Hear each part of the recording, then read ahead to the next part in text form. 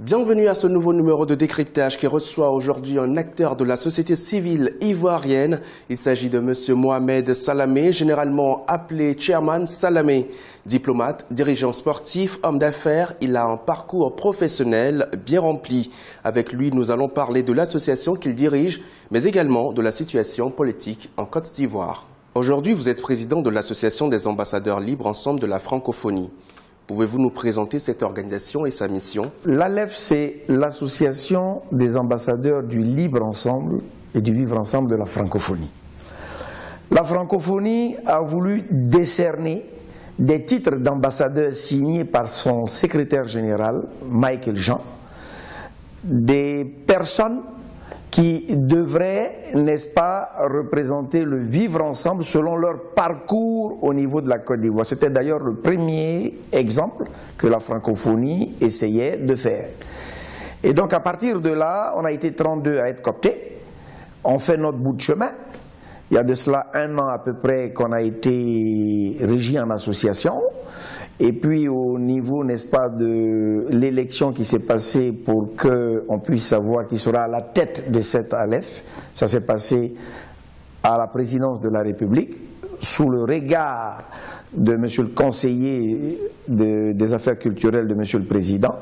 Et c'est là que j'ai été coopté pour être président de l'ALEF. L'ALEF qui veut dire prôner le vivre ensemble, s'accepter, même si on n'est pas d'accord, discuter de manière civilisée dans tous les sens et surtout faire la propagande de la cohabitation et de la communion. On sait que la Côte d'Ivoire est un pays agricole, son succès repose sur l'agriculture, mais c'est un secteur qui engendre des conflits, notamment des conflits fonciers.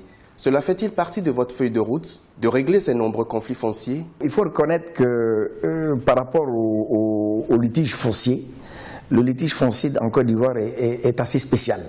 C'est pour ça que le président de la République et le gouvernement, je pense qu'il y a de cela un moment, ont créé des comités de direction, de hauts comités de direction, de suivi et de vérité absolue de l'histoire du foncier en Côte d'Ivoire. Parce que tant que vous n'avez pas résolu l'histoire du foncier en Côte d'Ivoire, il va y avoir des familles qui vont se battre de manière à ce que chacun d'entre elles se voit, n'est-ce pas, propriétaire d'une parcelle, sinon d'un titre foncier. Ou quelque part un village complet donne, n'est-ce pas, des terres qui ne l'appartenaient pas à des hommes d'affaires qui, d'une manière ou d'une autre, se font aujourd'hui propriétaires de presque beaucoup de parcelles.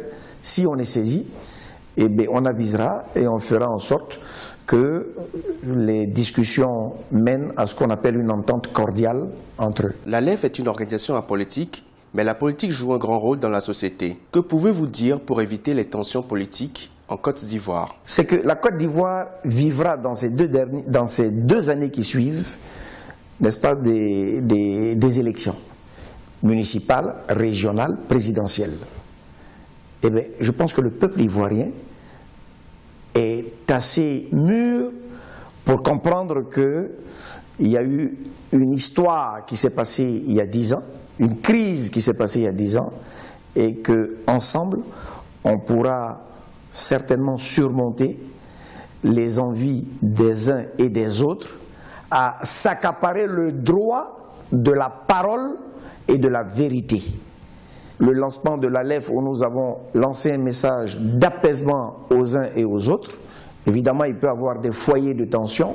Des foyers de tension, ce n'est pas forcément des foyers de guerre, mais l'élection municipale et régionale en Côte d'Ivoire, qui devait logiquement donner des présages à l'élection présidentielle qui doit se passer en 2020, est un test pour chacun d'entre nous de s'accepter.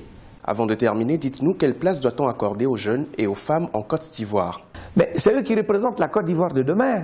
Il y a eu une génération de politiciens en Côte d'Ivoire qui ont marqué de leur temps la vie politique ivoirienne. Et aujourd'hui, les 2 doyens de ce paysage politique ivoirien regardent leurs enfants, leurs petits frères, d'un œil beaucoup plus serein et d'un œil de professeur qui certainement verra les jeunes de la Côte d'Ivoire et les femmes de la Côte d'Ivoire suivre, n'est-ce pas, leurs pas dans le cadre de l'élection présidentielle qui va arriver. Mais ces jeunes dont on parle doivent comprendre une fois pour toutes que regarder dans le rétroviseur ne servira à rien du tout. C'est regarder ce qui va se passer demain qui va être le positif de la Côte d'Ivoire de demain. Parce que c'est eux la véritable Côte d'Ivoire de demain. Au terme de cet entretien, quel message voulez-vous qu'on retienne ou quelle vision voulez-vous faire partager? La vision que je veux faire partager à tout le monde, c'est que la Côte d'Ivoire est un grand pays. La Côte d'Ivoire est un beau pays. La Côte d'Ivoire est en train de se développer. Il faut que ce développement-là soit définitivement ancré dans l'esprit des Ivoiriens comme étant un développement mental, comme étant un développement de l'esprit nouveau de l'Ivoirien. La Côte d'Ivoire de demain appartiendra à la jeunesse et à la frange de cette jeunesse issue de la trentaine d'années à la soixantaine d'années. Je pense. C'est mon point de vue. Ça ne veut pas dire que si vous êtes au-delà de 60 ans, vous n'avez pas la possibilité d'être le nouveau chef de la nation ivoirienne.